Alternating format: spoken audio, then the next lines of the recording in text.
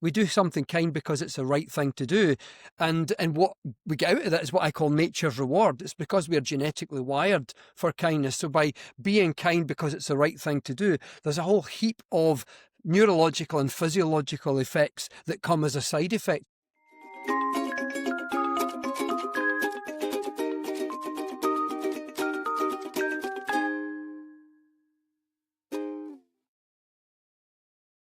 Welcome to the Kindness Podcast. I'm Nicole Phillips. Today, I have the pleasure of speaking with an actual kindness expert. Yeah, I pretend to be a kindness expert sometimes, but there's an actual kindness expert out there. He is world renowned for his science behind kindness. His name is Dr. David Hamilton. He has written 12 books, including The Joy of Actually Giving an F.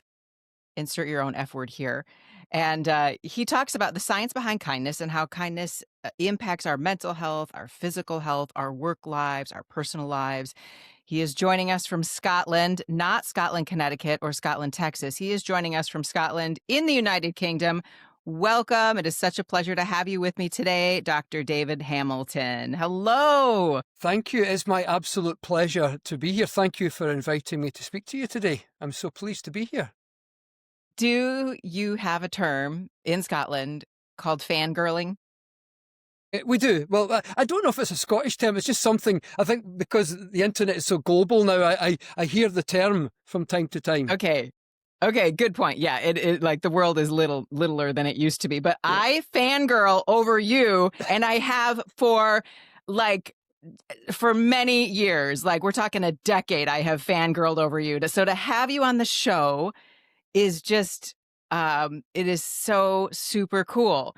But I have always felt like the term kindness expert is a loaded term.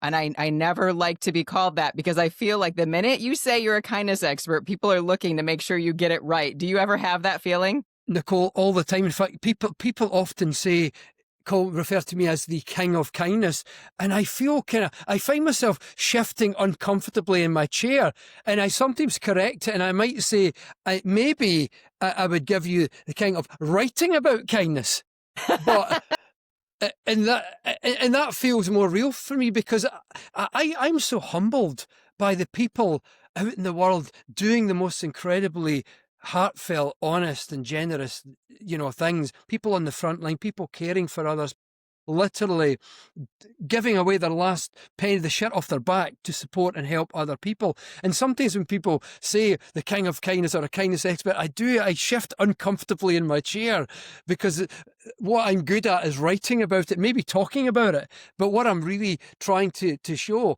is I'm trying to popularize the subject so that more of us actually are reminded that maybe kindness is one of the most important things we could ever do in our lives. Right, exactly. And I'm not a big fan of to-do lists of kindness. Like, you need to do this, you need to do this. I'm a big fan of putting on a lens that says, if I am focused on something other than myself, my life changes. So it is selfish. It comes back to me all the time, because yeah, but you're not doing it for that reason. It's a side effect. That's what I call side effects.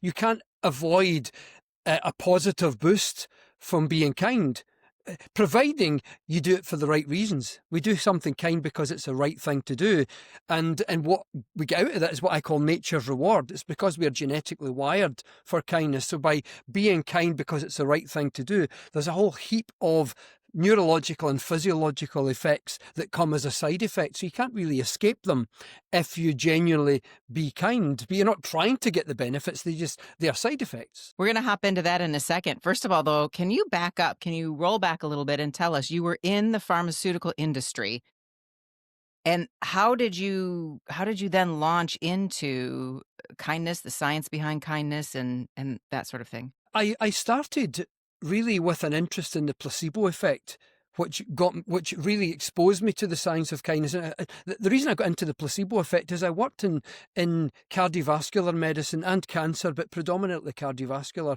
And I had a wee mini project that I really initiated myself and was just allowed to get on with it. And it was about trying to better understand the placebo effect. how it works. And at the time, most people just dismissed the placebo effect. It's the natural course of the condition, meaning that if someone improved on a placebo, that was always going to happen. But that's not true at all. We now know that when a person takes a placebo and they're expecting something to happen, that expectation actually causes changes in the brain and therefore in the body. So we know that's a real proper mind-body phenomena. But that opened me up more broadly to the fact that almost all mental states or experiences that you have, which are ultimately mental and emotional in essence, all of them have physiological effects. And it turns out that the most powerful mental or emotional experience that you can have in terms of what happens inside the body is the experience associated with kindness, because of what kindness is like, what that internal experience of it is like. And it's a mind-body phenomenon because of what it's like for you in terms of mentally, emotionally, leads to a cascade of physiological effects. So I got into the science of kindness really through studying the placebo effect, because they're both mind-body phenomena in terms of how they affect your body. You started this, you said really, really writing about this was in like 2011, right? Yeah. So there was not a lot of research on kindness at that time. What in the world just opened you up? You say the placebo effect, but there's a jump between the placebo effect and kindness specifically. Yeah. Okay. So at that point, I'd written about, I think, 3 books prior to this. 3 books. I'd written 3 books prior to my first book on kindness, which I started writing in 2011.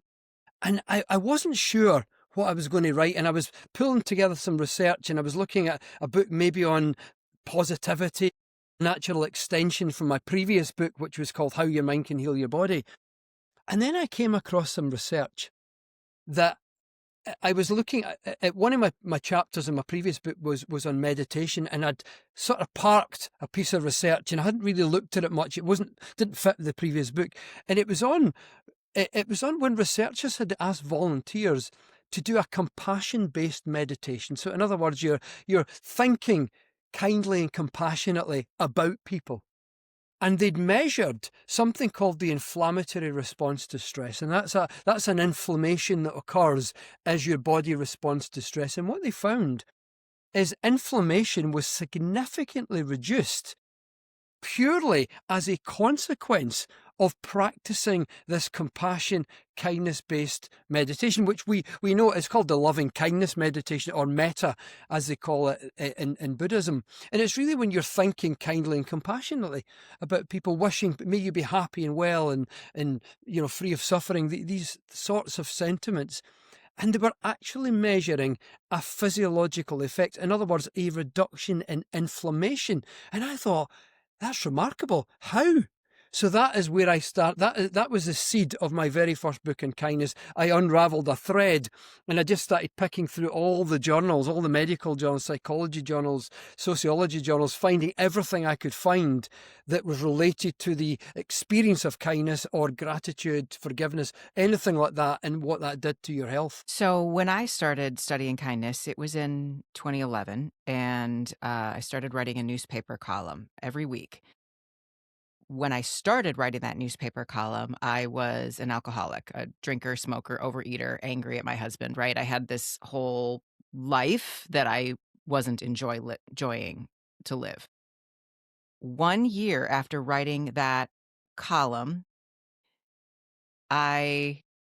within a year, I had quit drinking, quit smoking, lost 30 pounds, refell in love with my husband. Like all the whole atmosphere in my house, my home with my 3 little kids changed because I changed.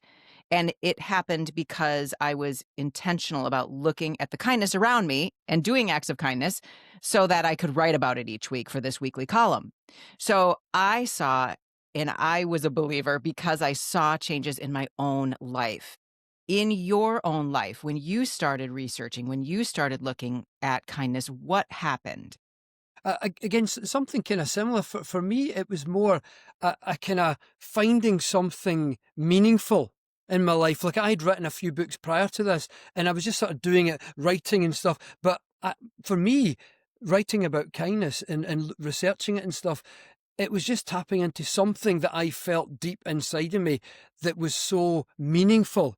And it became an undercurrent then to everything that I do in life, the way I interact with people, what I do in my physical life, even how I write my other books. Because I've written, as I say, 12 books, and they're not all on kindness, but all of my books since then have had something in them, at least a chapter or a focus or an undercurrent about encouraging people to be kind, because maybe the meaning of life itself is about kindness. Maybe the deepest spirituality is about the connection that comes out of love and kindness. If we love and we're kind and compassionate, then that naturally connects us. And maybe connection is a very pure form of spirituality. It's not what you know, it's what you are and what you experience. And kindness for me became a gateway into that. And so it's informed everything. So rather than, I really relate to the physical changes in your life, but for me it was more kind of, I guess, a spiritual, an underlying meaning that added something to, maybe something foundational to everything that I did from then onwards. And I think you also talk about that power of the spiritual and the mind, don't you? There's something, you have a book, I'm sorry, I don't remember. It's something about woo-woo. Why woo-woo works. Yeah. Why woo-woo works, that's right. And what's the premise behind that? Why does spirituality matter? Well, the premise of that book was that I took a number of alternative and spiritual practices that people tend to dismiss as woo-woo or pseudoscience. And I showed that there's a whole heap of science that explains them, and actually scientific evidence-based, that people who dismiss them as woo-woo and pseudoscience are not dismissing them because they're experts in the subject, but they're dismissing them because they're not experts and they have no idea of the vast amount of science around them. So I thought, I've pretty much had enough of that. I hear it so often, people dismissing subjects that have a lot of science to do them. So I thought, I'm just going to gather all the really compelling evidence for things things like Reiki and meditation, but also things like prayer and, distant healing, how we can send healing to people at a distance. Things like Psi and ESP, there's a heck of a lot of research, remote viewing, heck of a lot of research on that. And what I was ultimately concluding in a spiritual sense at the end is that everything is deeply connected. And we're all so richly and deeply connected. We're ultimately, my conclusion, and I even put a wee mathematical equation for a bit of fun in it that actually shows, it predicts that the more connected you feel through the acts of the way you think about people, the way you treat people, the more connected and enlightened you will actually become as a consequence. I call it the enlightenment equation. And it's just a wee bit of fun I did right at the end. But I was basically trying to show that we are ultimately connected, and we might as well, therefore. Why, if you're so deeply connected to everyone and everything, why would you not treat each other with kindness? It's the most commonsensical thing. Yes, it comes right back to kindness. It's just zeroes back into that. Absolutely. So I have had people tell me over the past 14 years that kindness doesn't have teeth. Kindness is bubblegum, it's rainbows, it's unicorns, it's all those soft, yummy things, but it doesn't have teeth. And it's nice, I'll get around to really, implementing kindness into my life later. Have you ever had that sort of pushback, and how do you respond? A million times. And again, it's because we're not familiar with the vast amount of research in science. And the way I get around it right away, I do often, is point out that we have kind genes. As a human species, we're supposed to be kind. We have genes associated with the natural human tendency to care and to express that care as acts, physical or verbal, of kindness. And we're supposed to be kind, therefore. The fact these genes are 100 million years old tells us that they play a vital role in the survival and the health of the human species. Otherwise, they wouldn't be 100 million years old. So they play a crucial role. Fundamentally, what happens with these genes is they show us that kindness is physiologically the exact opposite of stress. Most people assume that the opposite of stress is peace or calm. Peace or calm are not the opposite of stress. They represent the absence of stress.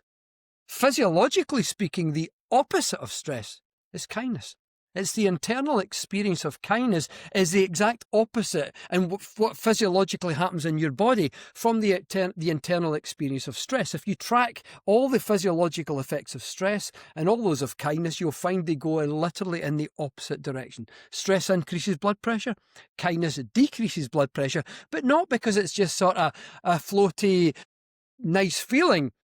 Kindness produces physical effects that change the physical tension in the walls of our arteries, cause a release in tension, and therefore the heart doesn't have to work as hard to push the blood through, reduces the pressure, so therefore we get a reduction in blood pressure. That's a genetically evolved consequence of treating people with kindness and compassion. It's actually, we're supposed to be like this. And when we're not, that's when we get the opposite, with all the physiological effects of stress. So it's a commonsensical thing to treat each other with care, with compassion, with kindness, and it really has teeth. In other words, there's a huge, ferocious amount, if you will, of positive physical effects, even anti-aging effects. Think of it, stress. What causes aging more than anything else is, other than Stress. nutrition, is stress, for example. So what about the opposite of stress is kindness? Now, researchers have now looked at some of the ways that happens. One of the coolest, actually, is researchers found if you take skin cells, put them under pressure in the lab, so put them in test tubes, put them under pressure to simulate the stress of our bodies, and what you get is things called free radicals, which are well known to accelerate aging. They're linked to dementia, memory loss, cardiovascular disease. You do the same experiment and you drop in a few drops of what I call kindness hormones. These are akin to stress hormones. They're really just the physical products of a kind experience, just like stress hormones, adrenaline, cortisol, are physical products of a stress experience. So we naturally have physical products of a kind experience that I call them kindness hormones. You put a few drops of kindness hormones in those skin cells and the levels of these aging things, free radicals, literally fall through the floor. Dramatic drop. Now, another really cool piece of research, a randomized controlled trial published just a couple of years ago, got volunteers. They randomized them into 182 people, randomized into 3 groups. One group were asked to do 3 acts of kindness on one day of the week, per week, for a month, so 12 acts of kindness. Another group were asked to do 3 acts of kindness per week for themselves. Another group were just asked to note events, and this just as a comparison. Incredibly, the group who were being kind to others, there was a significant impact in the genetic activity of circulating immune cells in the bloodstream, known as leukocytes. And when I say a significant effect on the genetic activity, it was in a way that reduced inflammation in the blood and bolstered natural antiviral activity. And the reducing inflammation in the blood, that's an anti-aging effect in the bloodstream, produced by being kind to others. And it comes back to why? Because we've got kind genes. We're supposed to be kind. And so nature rewards us. I call this nature's reward. It's almost like nature is rewarding acts of kindness by saying, well, here you go, let's impact the genetic activity of immune cells in the bloodstream in a way that reduces inflammation, slows aging, and bolsters natural antiviral activity. So if anyone thinks kindness doesn't have teeth, look at those kind of pieces of research. That's a randomized controlled trial. These are phenomenal, highly powerful, highly potent physiological effects of an act of kindness because of what the internal experience is like, because of what it's like, what it feels like, the sense of connection that is born out of even saying thank you, even just paying someone a compliment. It's being happy for someone's good fortune in their life. These are all acts of kindness. We don't have to do the grand things that change someone's life. It's not about grand gestures. It's the little things. Thank you is literally, I'm so happy for you that good things, you got that promotion at work. I'm so happy they're having a baby. I'm so happy that X, Y, or Z happened for you in your life. It's all these little things that produce these effects. You've answered my next question because I wanted to know what actually counts as kindness for you. Because I have people say, I feel like I'm doing kind things all the time. I sent my mother-in-law a birthday card signed by everybody. And what they're talking about is duty. I can hear it that they are Yeah, doing something they have to do, yeah, but it's for somebody else, so they're calling it kindness. I'm like, "Oh, hold on." Like, I feel like for me, kindness is something that delights me. If it doesn't delight me, then I don't really call it kindness. But tell me your definition of kindness. yeah. Well, actually, could I expand on that point at the moment? There's something I call nature's catch-22, Nicole. And Oh. nature's catch-22 is this: you only get these physiological effects of kindness if you mean it, if it's genuine, Oh, you if it's gotta genuine. mean it. Yeah, it's the catch, isn't it? There's always a catch, eh? So I call this nature's catch-22. Now, the reason why you only get them if you mean it is because the effects come from the positive internal experience of kindness. If it's just duty or something you're doing because you're trying to impress someone, then you're not having that positive internal experience. So therefore, the physiological effects are not there. Of course, the other person still benefits from it naturally, but you don't get the benefit, and that's wired into the human genome to make sure that we're kind, that kindness in most people is actually genuine. We've actually evolved in the way to actually care. Because we actually do care about each other. Sometimes life gets in the way, it throws things at us, and life is so tough sometimes, and it makes it difficult to care and express care because we've got a mountain of troubles and stuff. But when you cut through all that, everyone actually really does care. And we love and we care and we really do want the best for each other. Sometimes stress just gets in the way, or a sense of duty just gets in the way. But if sometimes we can change that around and play mental gymnastics with ourselves and just find a way of reframing what we're thinking so that it's not a duty. I'm choosing to do this because I realise maybe in the moment it might feel like a duty to do this card, but what if I pause for a second, just imagine the smile on the face, and then it moves us away from that sense of duty to, wait a minute, I'm forgetting that all these little things matter for the other person. And then you have the internal experience and all the side effects come as a consequence. So I'm hearing you say kindness doesn't have to be even a thing you do as much as a place you set your mind. That's it. Is that true? Yeah, absolutely.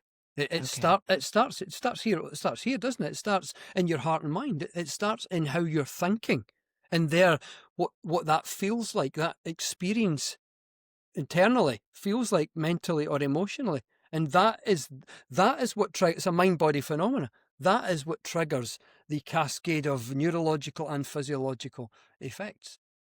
So what about the people who say life's just too heavy right now? We're too divided. There's too much going on. Things are too expensive. I have too much stress. I mean, whatever your thing is. What about the people who say, I don't even know how to get to a point of kindness because life feels too hard right now? Yeah. So what I find helpful is to start small with a little mindset tweak, which is just about thinking of the people that sometimes press your buttons and or just the stuff that's going on, and just try to imagine that.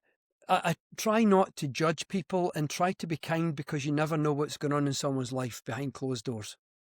And I find that allows me access to a broader way of thinking and feeling. It might not be the answer to everything, but it opens a door. It allows me access to a broader perspective, which enables me to think differently about things that are happening. And you know, I've mentioned that phrase, be kind because you never know what's going on in someone's life, millions of times, thousands of times, I suppose. But I really truly understood it when I was writing my last book, The Joy of Actually Giving an F. My dad had passed away just shortly before I started writing the book. And I feel my dad was an inspiration for me writing the book. He had a brain tumour. It was one of these random things. My dad was so healthy, late 70s, would walk, 40 miles a week. Um, and I used to drive him to his radiotherapy appointments. He was getting radiotherapy to try to shrink the tumour. And I mean, I've got three sisters, but they all work in what I call conventional jobs, like school teacher and, and working in payroll. And another one is a doctor's practice manager. And so they don't have the same time because I write my books in coffee shops. So I insisted on taking my dad. So 3 times a week. And it was very important for my dad to always get there super early. And so I used to leave in the morning, drive from my own house where I share with my partner, 15 miles, pick them up, and then drive another 30 or 40 miles to the hospital. And the whole round trip, would take about an hour or so. And it was important to my dad to get there super early. So I used to arrive at my mum and dad's house super early. But one morning I was running late and I was in the car driving along. And I was annoyed at myself because I was running late, and I was feeling disappointed because I knew how important it was to my dad to get there super early. It was partly how the tumour affected his brain. And I was driving along the road probably a bit too fast. And we weren't going to be late. We would still be early, but not as super early that was important to my dad. And I pulled off the road, off the motorway, or the freeway, as you would call it, onto, in the UK, we have these little roundabouts. Instead of having end of road junctions, we have little roundabouts and everyone circulates round them. And I pulled onto the roundabout where I should have waited and I wasn't paying attention. And there was someone on the road, on the roundabout. He put his foot in the brakes. I put my foot in the brakes. We both screeched to a halt and we missed each other by like a centimetre. Now, luckily, there was no accident. Had there been an accident, it would have been entirely my fault. But luckily, there wasn't.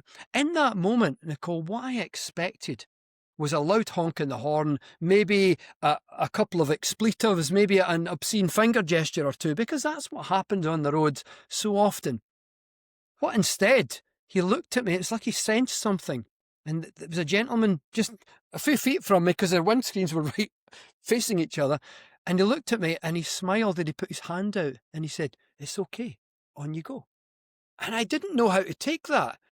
And I went, "Oh, thanks." And out came, blah, blah, blah, "Thank you." And I drove round the roundabout and I had to pull over because I burst into tears. It was like a release. All the stress I was feeling was released by that little act of kindness. And I started to crying about, I was suppressing the fear of what was it, the logic, the probably end result for my dad's condition and all the stuff I was dealing with in my life. And I suddenly understood the profundity of that comment, "Be kind, because you never know what people are going through."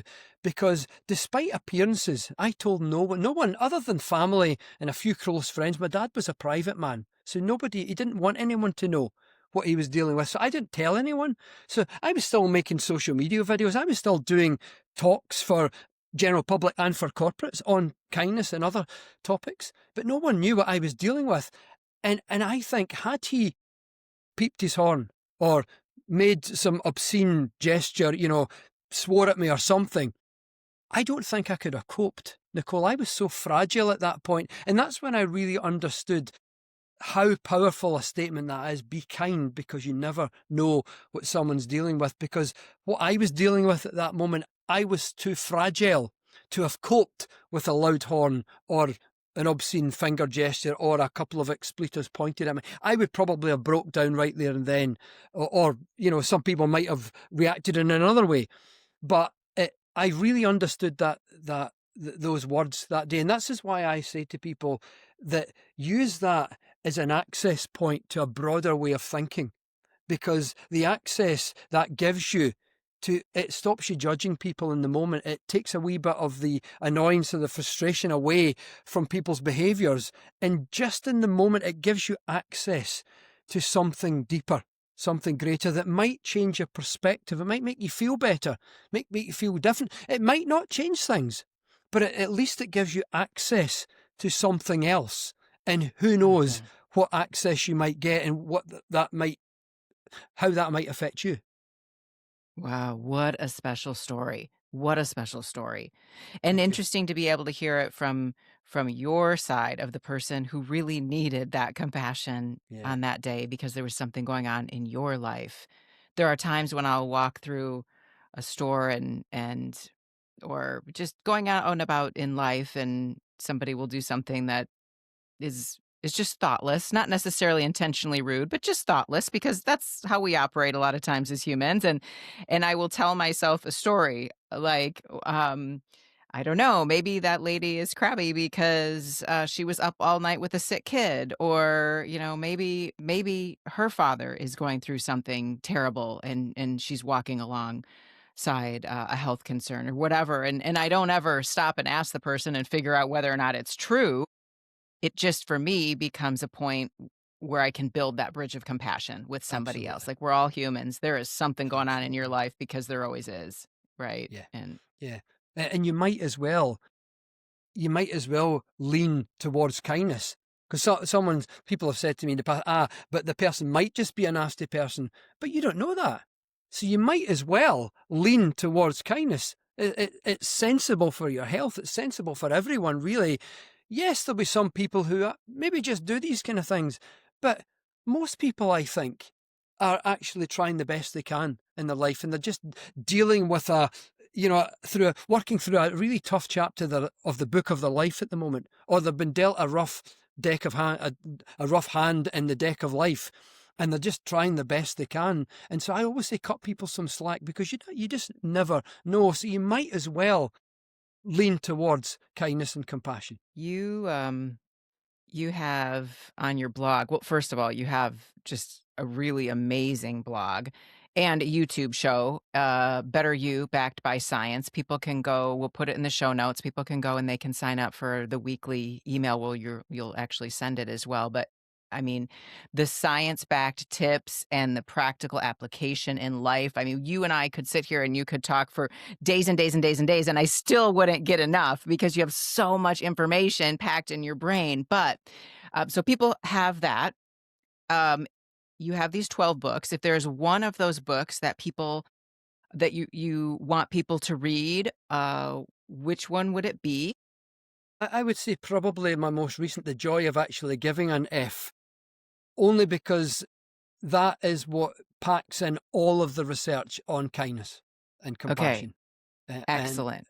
and how to apply it in life, and what it looks like in different settings, even how to deal with challenges in a kind way, even how to lead with kindness if you work in a corporate environment, how kindness impacts your mental health, your physical health, even how mindfulness meditation practice in many areas has lost touch a little bit with the initial kind roots that it started with. So I in the book I talk about how about we practice kindfulness, where as well as being mindfully aware, we direct some of our attention towards thinking compassionately and kindly. There's a whole heap of benefits you get from that. Okay, well, now we can't end until you tell me a few of the benefits. Just give people a pep talk. Here are some of the benefits of kindness. Can you just list All them right, off? okay. So kindness dials down the activity, the intensity of a major stress region of the brain, simultaneously dialing up the activity of positive mood regions. And what that means is the more kind you think and the more kind you do,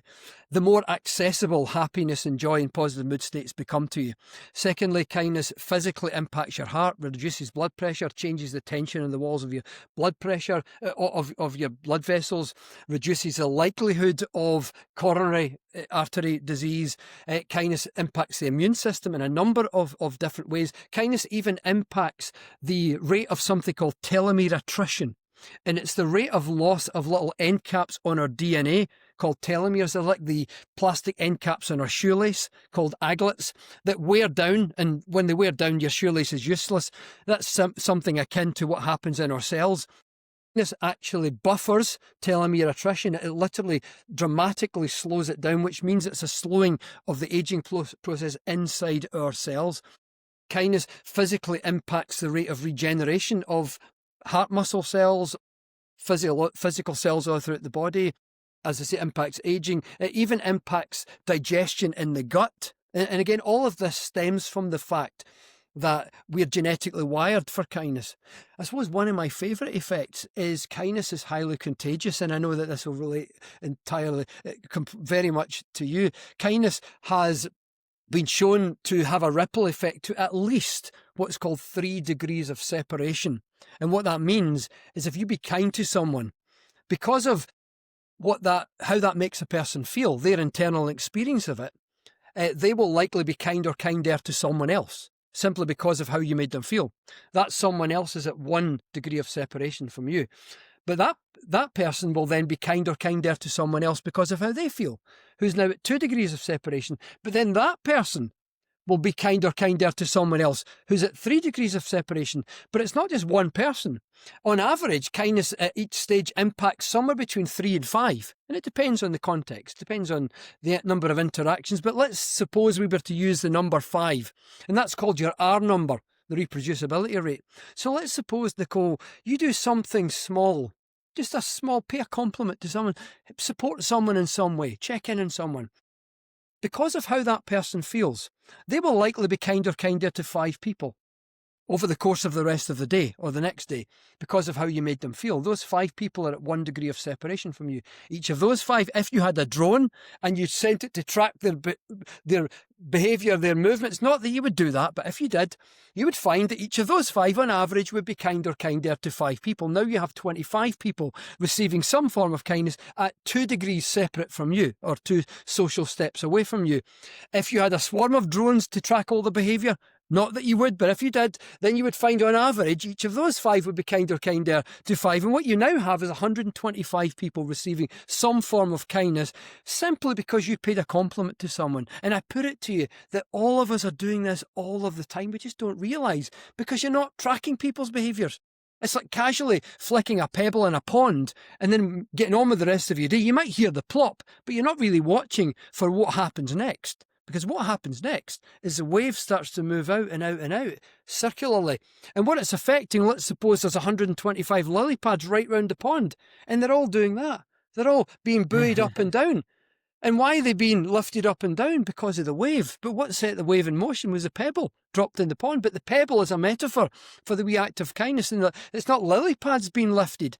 It's the quality of people's days. It's the smiles on people's faces. And I want to say that everyone listening to this, you're doing this all the time. You just don't notice it because you're not following people around to see the outcome of how you made a person feel. But trust me when I say that, every small thing that you say and do is having a ripple effect. It is having untold consequences in people that you will never meet in your life, as a side effect, as a consequence of the wave that you set in motion. And that is how we heal the world, right? That's how we heal the world.